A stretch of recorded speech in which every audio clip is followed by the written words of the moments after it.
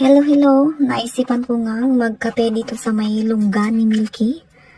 Pero tingnan mo naman, ayan. Kakakain niya lang dyan, katatapos niyang kumain. Pero kung makita yun sa kape, kala mo may ambag. At habang pinag-iisipan ko kung paano humigop ng kape, ayan.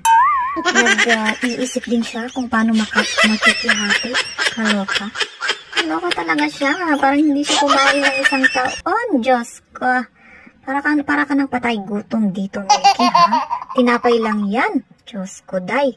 Ayan na nga. First bite. Okay.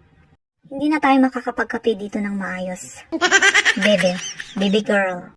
At ayan na nga, nag-iisip kung paano makikihati talaga. Binigyan ko na para hindi na siya mag-isip. Diyos ko. Ganyan ko siya kamahal. Ayan. Mahal na mahal namin ang aming aspin na to. Wow! Guys, nakakaloka talaga, ayan. Wala nang peace of mind sa pagkakape dito. Okay? Ayan, so mabuti na lang tapusin natin yung pagkakape para wala nang